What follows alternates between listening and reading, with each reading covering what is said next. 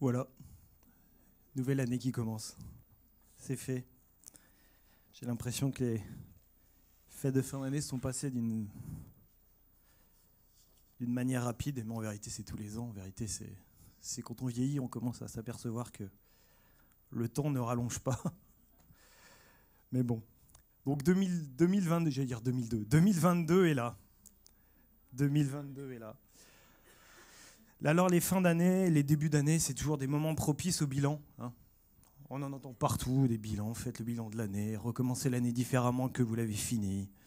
Bon, même si au final, il faut être clair, hein, rien ne change vraiment. Quand on fait une rétrospective les années suivantes, on s'aperçoit que les résolutions qu'on avait prises, bon, on les a pas toujours tenues. Hein. Bon, c'est tout. Vous savez, une résolution, c'est une décision qu'on prend, mais qu'on tient rarement dans la durée, parce qu'elles sont souvent les mêmes et elles sont prises à des moments joyeux, à des moments festifs, à des moments où on n'est pas en vérité enclin à prendre des résolutions ou des changements dans nos vies. Vous savez, malheureusement, les véritables changements, les véritables tournants de nos vies, c'est souvent, malheureusement, des épreuves qui nous font changer, qui nous font grandir et qui nous font évoluer durablement. Bon, je ne dis pas qu'on doit chercher l'épreuve à tout prix. On est d'accord, l'épreuve arrive toute seule souvent, hein, d'accord ? Mais soyons conscients que le véritable changement se fait là. Bref, tous ceux qui s'attendent à une année 2022 meilleure que 2021, je peux déjà vous dire que non. Ce sera pareil, voire peut-être même pire, hein, mais bon. Ben oui. J'ai peur qu'il en soit ainsi. Hein. Malheureusement, l'homme ne se refait jamais. Hein. L'homme est toujours le même. L'homme est toujours, a toujours un cœur mauvais. L'homme sans Dieu, hein, je parle, hein, d'accord, hein. Donc, et cette société, malheureusement, est faite comme ça. Parce que malheureusement, on ne peut pas faire confiance à l'homme. Dans le sens global de l'humanité, on ne peut pas faire confiance à l'homme. Hein. Psaume 146, versets 3 à 4 nous en parle. Si vous voulez, on va le prendre, le psaume 146. Ouais, on ne change pas les habitudes, on prend toujours la Bible, on ouvre toujours la parole de Dieu. Hein. Ça non plus, ça ne change pas. Désolé peut-être pour certains. Mais la parole de Dieu, elle reste toujours la même. Et ça, c'est rassurant. Non, pour moi. Psaume 146. Le cœur de passage, c'est 3 et 4, mais on va commencer au 1. Louez l'Éternel, mon âme, loue l'Éternel. Je louerai l'Éternel tant que je vivrai. Je psalmodierai en l'honneur de mon Dieu tant que j'existerai. Verset 3, ne vous confiez pas au noble, à un être humain à qui n'appartient pas le salut. Son souffle s'en va, il retourne à sa poussière, et ce même jour, ses intentions périssent. Heureux ceux qui ont pour secours le Dieu de Jacob, qui mettent son espoir en l'Éternel, son Dieu. Dans une version de ce psaume 46, je crois que c'est la transposition dynamique, comme ils appellent ça, au verset 3, ils disent « Ne vous confiez pas dans les autorités de ce monde » ou « Ne mettez pas votre foi dans les autorités de ce monde ». Et c'est réellement ça. Parce que nous serons toujours déçus. Même si des bonnes choses peuvent sortir de l'homme, Dieu merci, mais au final, nous serons toujours déçus. L'homme n'est pas parfait, vous savez. Et la femme. Hein. Je vois déjà les femmes qui... Hein. L'homme et la femme ne sont pas parfaits. Et malheureusement, des fois, en tant qu'enfant de Dieu, on a du mal à se rappeler ça. Nous aussi, en tant qu'enfants de Dieu, nous ne sommes pas parfaits. Même si Dieu vit en nous, c'est vrai. Même si Dieu agit en nous, c'est vrai. Mais nous ne sommes pas parfaits. Nous ne nous confions même pas en nous-mêmes, mais en Dieu. D'ailleurs, ce monde est dirigé par l'esprit de ce monde. Il n'est pas dirigé par Dieu, malheureusement. Et cet esprit de ce monde est opposé à l'esprit de Dieu. Soyez-en conscients, l'esprit de ce monde est opposé à l'esprit de Dieu. C'est-à-dire l'esprit qui agit dans ce monde est opposé à l'esprit de Dieu qui agit en nous. On sera toujours en décalage par rapport à ça, toujours en décalage. L'un mène à la convoitise, à l'orgueil, à la destruction, c'est-à-dire à la mort, et l'autre, donc l'esprit de Dieu, mène à l'amour, au don de soi et à la vie. Des choses totalement différentes et opposées. Si vous voulez bien, on va lire dans Éphésiens. Alors, je le dis tout de suite, il y aura beaucoup de lectures aujourd'hui, je suis désolé. Ou pas. Mais notez, relisez à la maison, prenez le temps de relire, prenez le temps d'écouter. Je ne sais pas si c'est enregistré. Si, bah parfait. Donc je vais faire attention à ce que je dis. Éphésiens 2, versets 1 à 3. Éphésiens 2, versets 1 à 3.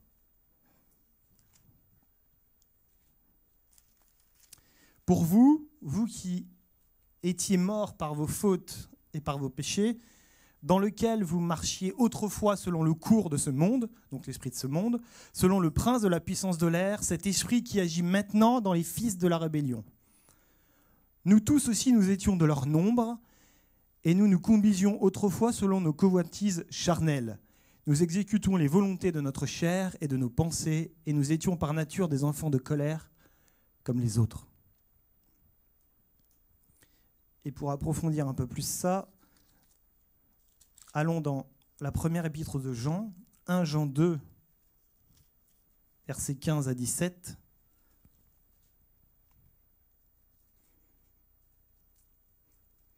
« 1 Jean 2, versets 15 à 17. « N'aimez pas le monde. » Je vais attendre encore un peu. «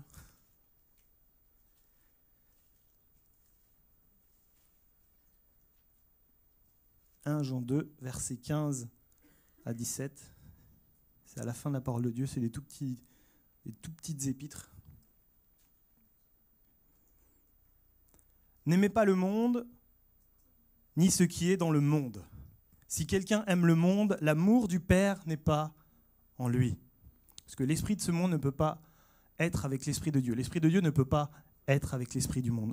Ils ne peuvent pas être ensemble. Car tout ce qui est dans le monde, la convoitise de la chair, la convoitise des yeux et l'orgueil de la vie, ne vient pas du Père, mais vient du monde. Et le monde passe, et sa convoitise aussi. Mais celui qui fait la volonté de Dieu demeure éternellement. Et Jacques va même plus loin, on ne va pas le lire mais vous pouvez le noter, Jacques 4, verset 4 parle d'ennemi. L'esprit du monde est ennemi de l'esprit de Dieu. Donc vous voyez, rien de nouveau avec l'esprit de ce monde, rien de nouveau. Le monde sera toujours le même en 2022. Il ira toujours aussi mal. On aura peut-être un nouveau président, on aura peut-être des nouvelles choses, mais le fond sera toujours le même. L'homme, malheureusement, l'homme sans Dieu, l'humanité sans Dieu est méchante. Parce qu'elle est soumise au désir de la chair, à la convoitise des yeux et à l'orgueil de la vie. Rien de nouveau. Donc je vous dis, tant que Christ n'est pas revenu, l'esprit de ce monde agira de la même manière. Il n'y a rien de nouveau, vous savez. Il n'y aura rien de nouveau en 2022. Il y aura peut-être des choses qui vont changer sous la forme, mais le fond restera le même. Le fond restera le même. Ne soyons pas... ne nous laissons pas avoir par ça. Il a toujours agi de la même manière. D'ailleurs, cette manière est citée en Jean, c'est pour ça que j'ai voulu le prendre, c'est la convoitise de la chair. Il agira toujours par la convoitise de la chair. Il agira toujours par la convoitise des yeux et toujours par l'orgueil de la vie. La puissance. Moi, j'ai un beau métier. Moi, je gagne de l'argent. Moi, je suis ci. Moi, je suis ça. Attention. Attention parce que ça nous arrive aussi, nous, en tant qu'enfants de Dieu, l'orgueil. Dieu me parle. Dieu se sert de moi. Je suis un instrument béni dans les mains de Dieu, oui, c'est vrai. Mais vous savez, un outil, on a eu cette discussion la semaine dernière. Vous savez, un outil, quand on dit « moi, je suis un outil de Dieu », c'est vrai. Mais un outil, on s'en sert seulement quand on doit s'en servir. Dieu se sert de l'outil au moment où Dieu a besoin de se servir de l'outil. Avant, ça ne sert à rien de se gargariser. Par contre, l'outil doit garder une chose en tête, c'est qu'il doit toujours être prêt à être utilisé, toujours se tenir sur la brèche, toujours dans la présence de Dieu, toujours à être prêt à dire « sers-toi de moi, mon Dieu, sers-toi de moi ». Et quand Dieu se sert de nous, alors là, c'est formidable parce qu'on voit toujours des choses qu'on n'aurait jamais pu imaginer. Parce que Dieu est grand, Dieu est puissant et Dieu agit au-delà de ce que nous pouvons penser et imaginer. Donc ça non plus, en 2022, ça ne changera pas. Dieu sera toujours présent. Dieu sera toujours présent pour vous. Dieu agira toujours de la même manière pour nos vies. Alors, du coup, je me suis perdu dans mon truc. Je reviens dans ce que je disais. Donc, l'esprit de ce monde, il n'y a rien de nouveau. Je l'ai dit, peut-être la façon de faire est différente, la forme, mais le fond reste le même. Le fond reste le même.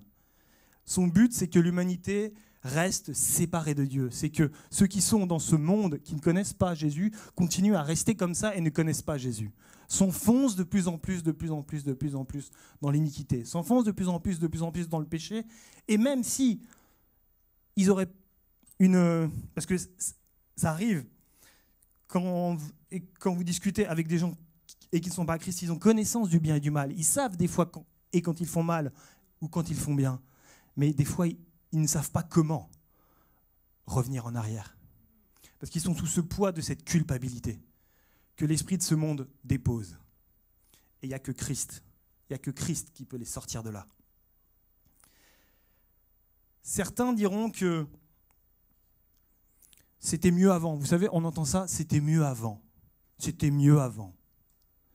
Il y avait moins de... Par exemple, si on prend la pornographie, parce que celui-là, elle est quasiment en libre service maintenant. Vous savez, avec Internet, il suffit de cliquer, et même des fois, quand on met des filtres moins de 18 ans, ils arrivent quand même à passer, mais bon, ça c'est autre chose. Le respect de la vie humaine était plus présent, l'amour était plus présent, et je vous répondrai non. Et je vous répondrai non parce que le fond de l'esprit de ce monde reste le même. C'est juste des couches qu'il a mis dessus. Et ces couches s'en vont de plus en plus parce que l'iniquité et le péché grandissent. C'est la parole de Dieu qui le dit. C'est la parole de Dieu qui le dit. Il faut que ces choses arrivent. Et nous, en tant qu'enfants de Dieu, on ne doit pas avoir peur de ça. Parce que c'est la volonté de Dieu. Et quand Dieu prévoit quelque chose, il pourvoit aux besoins de ses enfants. N'ayons pas peur. Même si nous voyons des choses, nous entendons des choses, nous savons, nous, en tant qu'enfants de Dieu, c'est que le temps doit arriver. Le temps arrive où le retour de Christ reviendra. Mais n'ayons pas peur de ça. Tenons ferme sur la parole de Dieu. Nous avons un Dieu qui prend soin de nous. Nous ne sommes plus de ce monde, même si nous vivons dans ce monde. Pour ceux qui ont fait et les fondements, c'est les deux royaumes. Nous ne sommes plus de ce monde. Nous vivons dans ce monde, c'est vrai, mais nous appartenons au royaume de Dieu, où les règles sont totalement différentes, où les règles de Dieu doivent s'imposer à ce que nous sommes. Donc certains diront que c'était mieux avant. Eh ben je vous ai répondu parce que non, parce qu'avec Satan, rien ne change. Parce que Satan n'est pas créateur. Vous savez, Satan ne crée rien. Satan ne crée rien. C'est une créature créée comme nous. Bon, c'était l'ange qui portait la gloire de Dieu. Mais rien ne change. Il fait que copier ou recopier ou refaire ce qui fonctionne. Attention, ça fonctionne.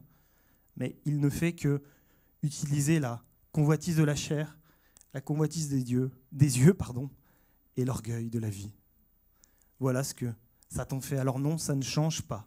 C'est juste la forme qui change, mais pas le fond.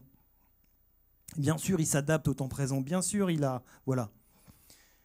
Et en même temps, je dirais un oui, mais que c'était peut-être mieux avant. Peut-être. Oui, parce que Matthieu 24, verset 12 nous dit « Et en raison des progrès de l'iniquité, l'amour du plus grand nombre se refroidit. » Matthieu 24, verset 12 nous dit « Et en raison du progrès de l'iniquité, c'est-à-dire, vous savez, c'est un cercle vicieux ou un cercle vertueux. Le péché amène encore plus de péché, amène encore plus de péché, amène encore plus de péché. C'est pour ça que l'humanité sombre. Le mal appelle le mal. Vous savez, c'est la violence appelle la violence. Le mensonge souvent appelle un autre mensonge pour pouvoir répondre au premier mensonge. Vous voyez, c'est un cercle sans fin. Alors effectivement, c'est normal que l'iniquité, ces temps-ci, augmente, et les temps qui arrivent aussi, et que l'amour du plus grand nombre se refroidit. Parce que l'amour véritable, l'amour de Dieu, l'amour qui vit en nous ne peut pas accepter ça, ne peut pas vivre avec ça. C'est pour ça que dans l'humanité, cette lumière, entre guillemets, s'éteint de plus en plus. Mais c'est normal,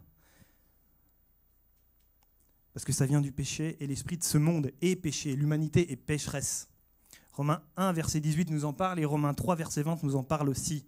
Tous sont péchés et sont privés de la gloire de Dieu, tous. Alors à partir de là, effectivement, si Dieu n'est pas présent, l'esprit de ce monde est présent. Si Dieu n'est pas présent, l'esprit de ce monde est présent. C'est tout.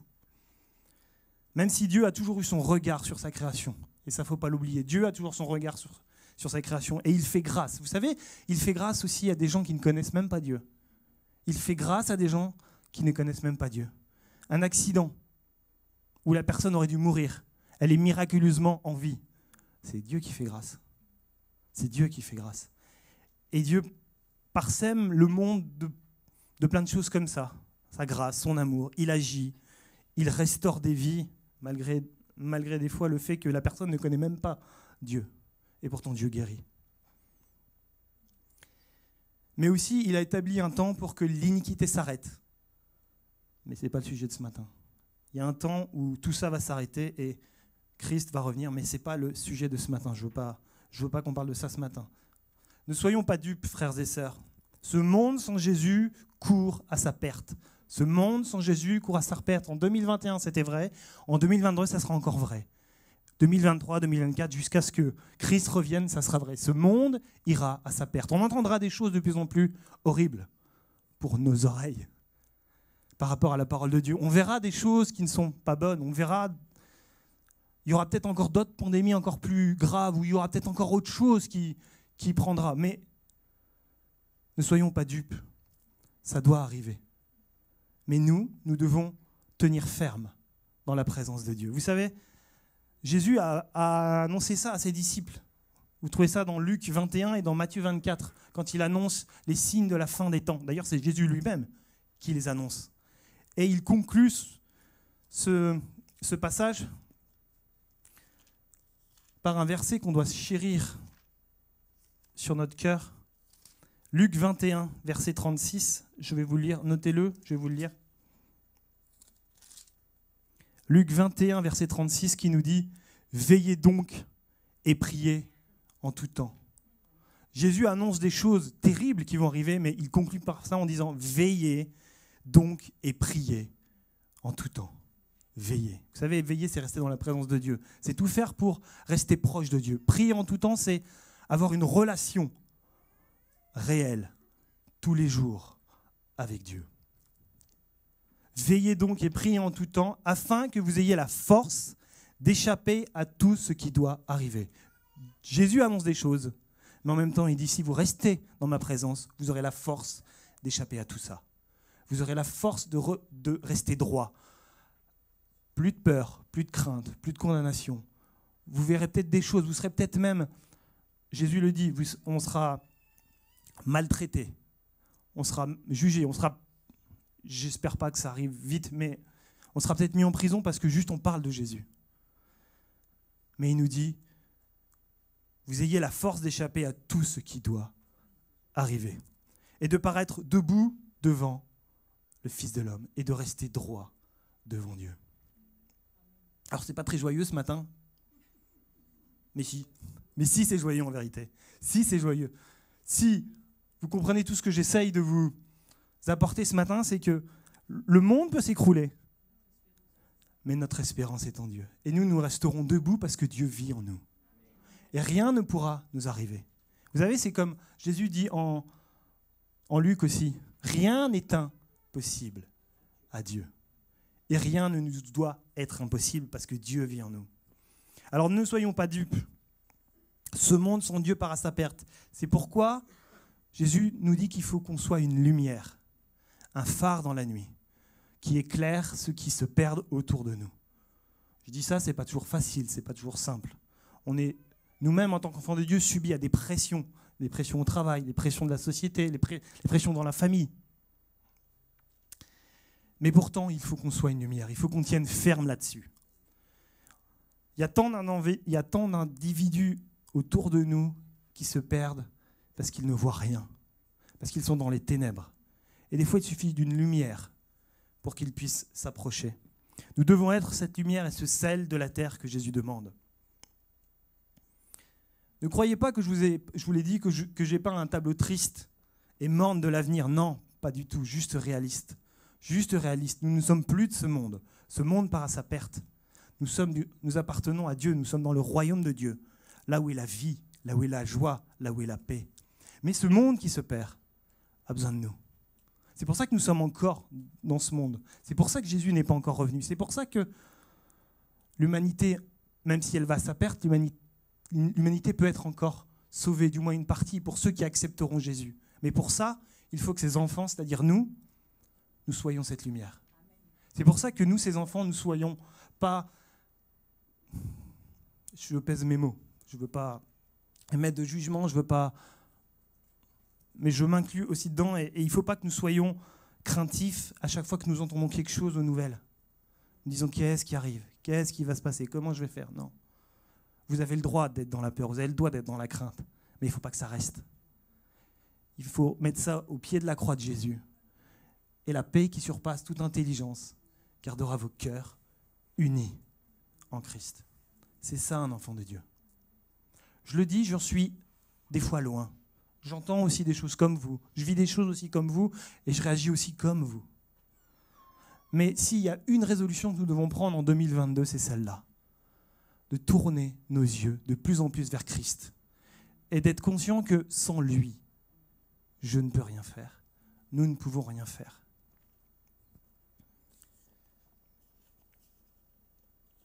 Donc c'est un tableau juste réaliste, mais ce tableau ne serait pas complet sans aussi le fait de ne pas oublier que Dieu, lui, ne change pas. Dieu ne change pas. Si tu vois et que tu penses que tout devient noir autour de toi, Dieu ne change pas. Il reste fidèle à sa parole. Il reste fidèle à sa parole, à ses promesses et à son amour. Quand il dit à Josué, « Fortifie-toi et prends courage, et je serai là avec toi à chaque moment », c'est aussi valable pour nous. Ça sera valable aussi pour demain, pour ceux qui accepteront Christ dans leur vie. Il ne change pas. Il est fidèle. On l'a entendu dans des prières ce matin, il est fidèle. Il ne change pas. Et ça, c'est rassurant. Et c'est ce qui permet d'affronter les années, affronter entre guillemets, les années qui coulent, les épreuves qui passent et qui se dressent devant nous, parce que Dieu ne change pas. Dieu a promis d'être avec nous jusqu'à la fin du monde. Si vous le mettez sur votre vie, c'est-à-dire jusqu'à la fin de ma vie, Dieu sera présent. Et je m'attache à ça. J'entends des choses, je vois des choses, je vis des choses, mais je m'attache à ça. Dieu est présent avec moi. Dieu ne m'abandonne pas. Dieu m'aime. Dieu est là. Ce qui nous permet de passer les joies de la vie, de vivre tout simplement. Vous savez, le psalmiste disait au psaume 28, verset 7, notez-le, psaume 28, verset 7, je vais vous le lire. « L'Éternel est ma force et mon bouclier. En lui, mon cœur se confie et je suis secouru. » Je vais vous le relire. « L'Éternel est ma force et mon bouclier. » Merci. « En lui, mon cœur se confie et je suis secouru. » Ce qui était vrai pour le psalmiste est toujours vrai pour nous. Ce qui était vrai pour le psalmiste est toujours vrai pour votre vie. Confiez-vous en l'Éternel et vous serez secourus. Alors frères et sœurs, rappelons-nous que nous avons décidé de suivre Jésus. Ça a encore été rappelé ce matin. Nous avons décidé de suivre Jésus. Jésus et nous avons pour Père spirituel Dieu qui nous aime et qui démontre chaque jour son amour pour nous. Tout le monde ici peut en témoigner. Tout le monde ici peut en témoigner qu'il a vécu ou qu'il vit ou qu'il vivra l'amour de Dieu. Rappelons-nous de cela quand les ténèbres nous envahissent, quand la difficulté, on a l'impression qu'elle va nous submerger. Rappelez-vous que Dieu vous aime, que Dieu est amour et que Dieu ne vous lâchera pas.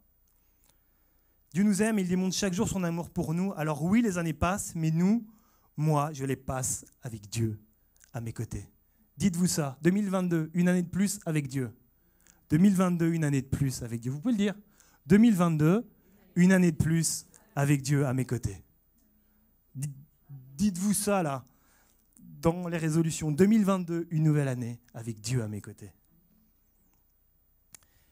J'ai pris quelques versets qui nous rappellent la puissance de Dieu, ce que Dieu fait, ce que Dieu est. Alors, il y en a plein. Donc j'ai fait un choix. J'espère que il vous parlera. Ésaïe 41.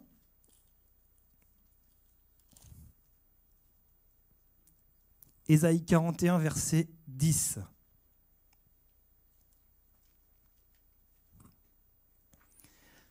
Et moi, dans ma Bible,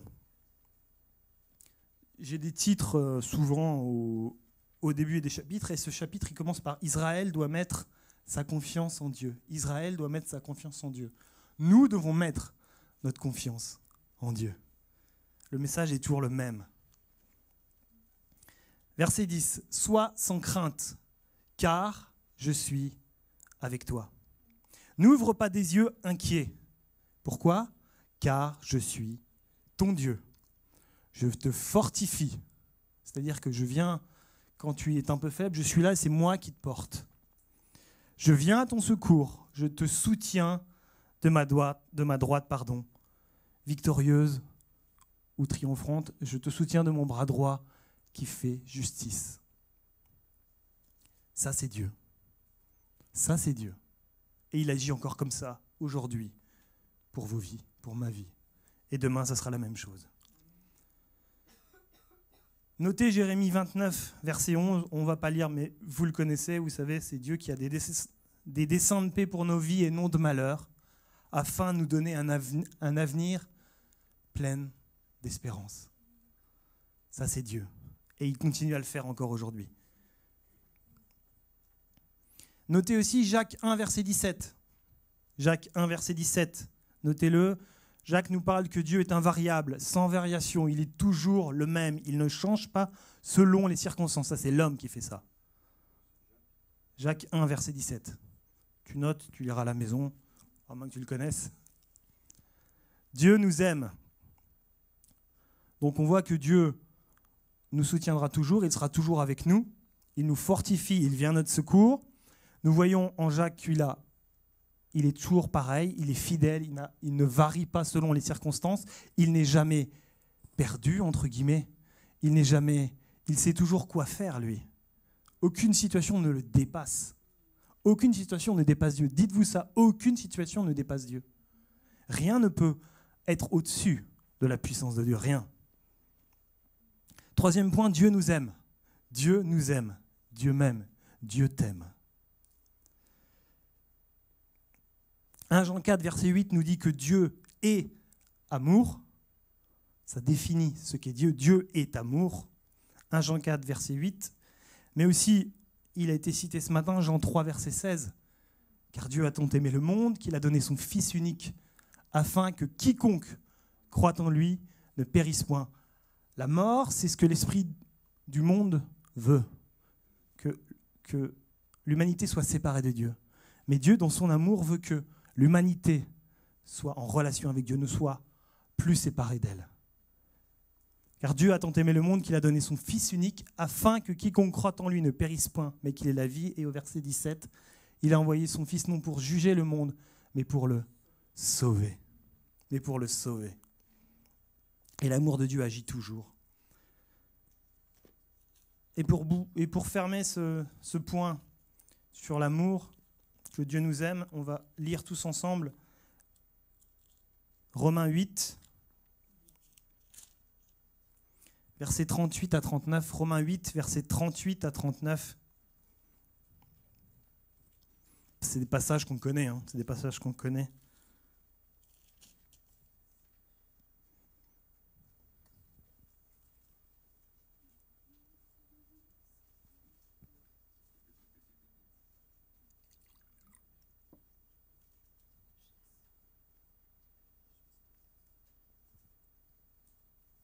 Romains 8, versets 38 à 39.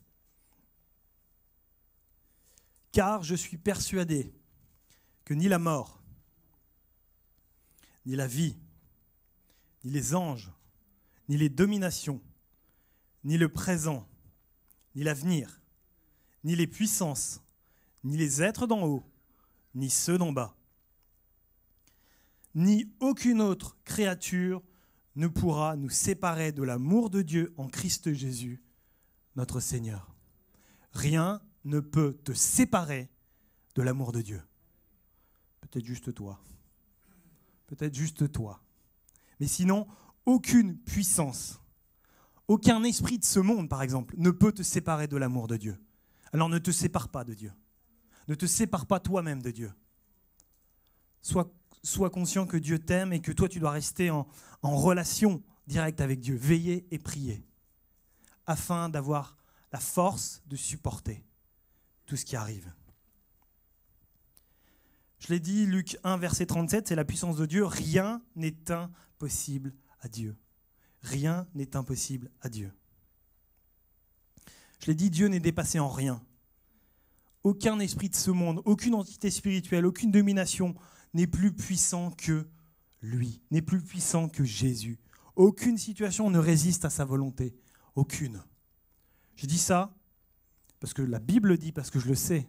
Même si dans ma vie, il y a encore des choses qui résistent. Mais ça, je les fais résister moi. Mais aucune situation ne résiste à la volonté de Dieu. D'ailleurs, tout a été mis sous les pieds de Jésus.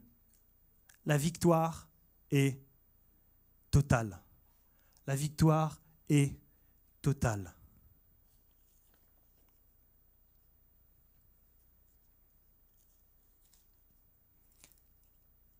Pour illustrer ça, lisons 2 versets. Philippiens 2, versets 9 et 11.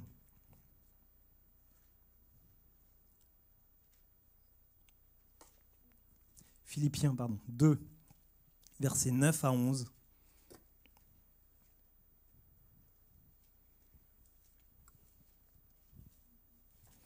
C'est pour nous rappeler que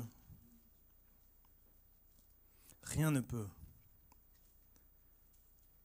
être au-dessus de la puissance de Dieu. C'est pourquoi aussi Dieu l'a souverainement élevé, on parle de Jésus, et lui a donné le nom qui est au-dessus de tout nom. Vous savez que le nom de Jésus est au-dessus, entre guillemets, même des noms de Dieu qu'on trouvait dans l'Ancien Testament. El Shaddai, El Olam, qui sont juste un attribut sur une chose. Mais le nom de Jésus, c'est l'entièreté de la puissance de Dieu. Tout est résolu par le nom de Jésus. Afin qu'au nom de Jésus, tout genou fléchisse dans les cieux, sur la terre et sous la terre. Alors l'esprit de ce monde, excusez-moi, qui fait son esbrouf, son cas est déjà réglé.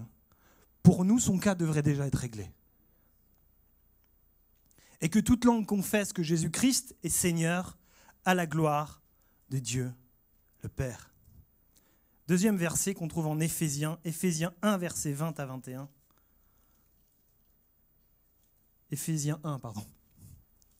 1, versets 20 à 21. Éphésiens 1. Donc Éphésiens, c'est avant Philippiens. 1, versets 20 à 21. Paul nous parle de la puissance, donc il l'a mise en action, donc la puissance de Dieu a été mise en action dans le Christ, en le ressuscitant d'entre les morts et en le faisant asseoir à sa droite dans les lieux célestes, au-dessus de toute principauté, autorité, puissance, souveraineté, au-dessus de tout nom qui peut se nommer non seulement dans le siècle présent, mais encore dans les siècles à venir. Dieu n'est dépassé en rien. Dieu n'est dépassé en rien. Et c'est Jésus qui est la solution de ce monde qui se perd. Ce Jésus qui vit en nous. Ce Jésus qui est notre frère. Ce Jésus dont ce matin nous avons glorifié son nom. Nous avons chanté sa gloire. Nous sommes au bénéfice de toute bénédiction par Jésus. Alors c'est vrai, en 2022, pardon, je ne sais pas pourquoi je pense à 2002. Je ne me suis pas marié en 2002 en plus, mais bon, c'est pas grave. Frères et sœurs, une année de plus avec le Seigneur, oui. Au travers de tout ce que nous avons lu et de tout ce que vous allez relire chez vous, ayez confiance en lui. Vous savez, quand on parle de confiance dans les milieux chrétiens, c'est la foi. Hein. Ayez foi en lui. Souvent, on a peur de prononcer ce nom, la foi. Bon, Sam, non. Et il a raison. Mais la confiance, c'est la foi. Ayons foi en Dieu. Ayons foi en Dieu. Le monde peut s'écrouler. Dieu restera. Si Dieu reste, nous resterons avec lui. Hein. Son amour pour toi sera toujours efficace et vrai. Son amour pour toi, pour moi, pour nous, sera toujours efficace et vrai. Alors pourquoi s'en priver ? On a lu, vous avez lu comme moi, certains versets où on voit la puissance de Dieu, que Dieu n'abandonne jamais. Dieu n'abandonne jamais ses enfants parce qu'il nous aime. Alors pourquoi moi, je me laisserais envahir de pensées qui ne viennent pas de Dieu et qui me troublent et qui m'empêchent d'être ce que Dieu demande que je sois? Je ne dis pas de ne plus écouter les nouvelles, on est d'accord. Je ne dis pas de se cloîtrer chez nous et de ne plus participer à ce qu'on voit. Non, c'est pas ça. Mais juste d'être conscient qu'en tant qu'enfant de Dieu, je suis au bénéfice de toute bénédiction qui vient de Dieu. La victoire m'est totale si je mets ma vie en règle avec Jésus et que rien ne peut m'arriver. Alors pourquoi? Pourquoi, frères et sœurs, l'Église de France, ou même l'Église en Europe, est aussi faible, est aussi peureuse, et autant dans la crainte? Alors c'est peut-être dû à certains responsables, à certaines façons. Je ne parle pas de nous, Sam, je parle pas de nous, ni Manteyi. Non mais, petite blague. Mais c'est peut-être dû à ce qu'on est devenu trop frileux, à trop écouter ce qu'on entend et à réagir après. Alors que Jésus n'attendait pas, il faisait, il agissait, il bénissait, il était amour. J'en prends aussi pour moi. Voici ma prière pour vous et pour moi. Que cette année soit une année où je me laisse faire, où nous nous laissons faire, où nous laissons toute la place à Christ dans notre vie. Pas juste la place que je lui aurais donnée moi, pas juste un petit main, je le mets là entre le lundi et le mercredi. Voilà, là c'est ma journée pour Dieu, non. Laissons-lui toute la place dans notre vie. Une année d'amour et non d'indifférence. Une année d'amour et non d'indifférence. Une année de paix et non de malheur. Une année de foi et non de doute. Une année de puissance et non de peur. Vous savez, des fois, ça c'est moi, pendant longtemps j'ai eu peur d'utiliser le nom de Jésus. J'avais peur de ce qui allait arriver. Mais c'est bête. C'est bête. Jésus. N'ayons pas peur de prier Jésus. N'ayons pas peur de lui demander des choses. N'ayons pas peur de tout mettre sous le nom de Jésus.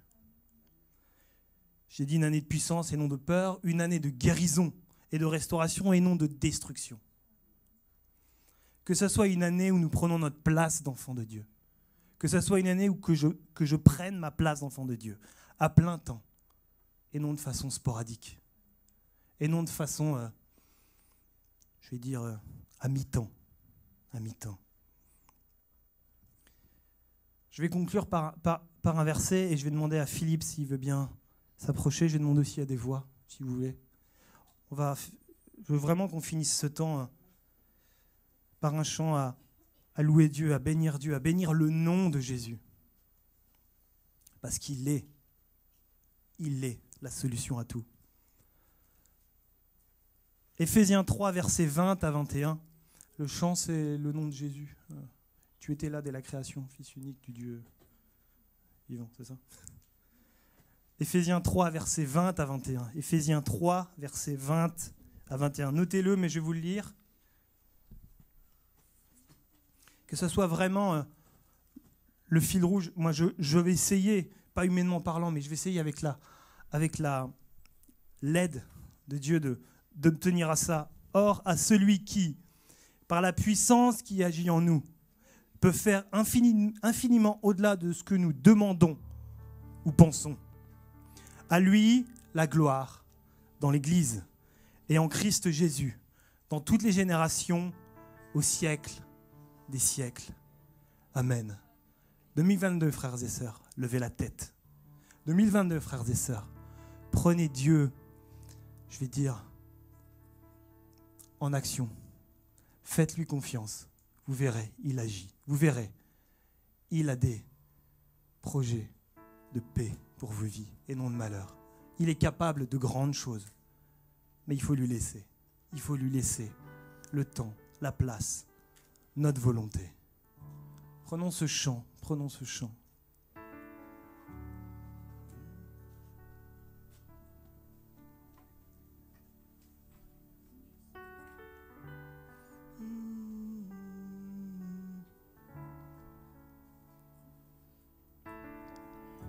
Tu étais là dès la création. Fils unique du Dieu très haut, les mystères de ta gloire révélés en toi, Christ notre Seigneur. Oh, ce nom est si merveilleux, oh, ce nom est si merveilleux, le nom de Jésus-Christ mon roi. Oh, ce nom est si merveilleux, sa beauté sans pareil. Oh, ce nom est si merveilleux, le nom de Jésus.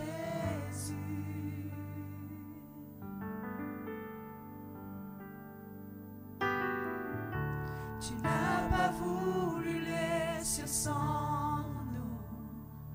Alors Jésus, tu es venu. Ton amour a vaincu mon péché.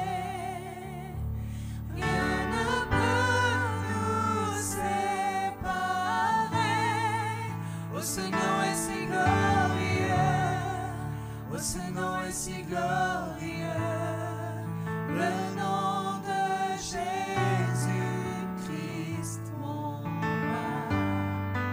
Oh, ce nom est si glorieux, sa beauté sans pareil. Oh, ce nom est si glorieux, le nom de Jésus. Oh, ce nom est si glorieux, le nom de Jésus.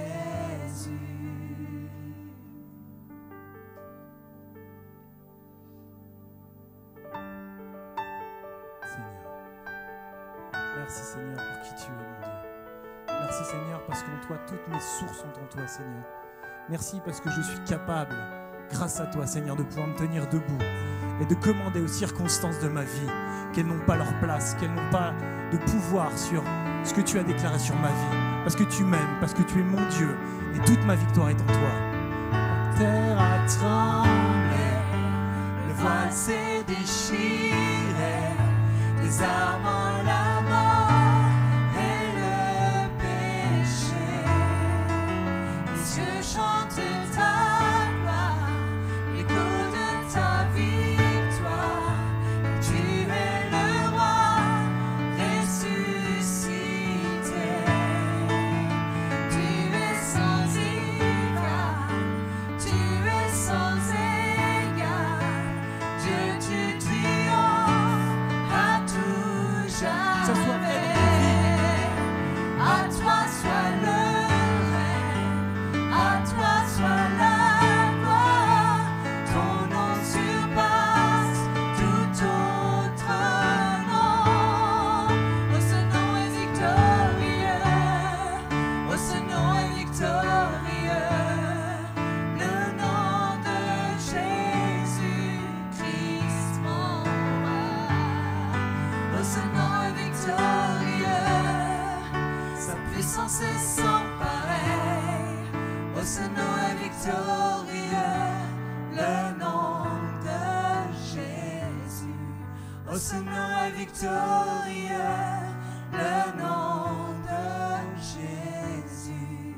Oh, ce nom est victorieux, le nom de Jésus. Victoire. Victoire à Jésus.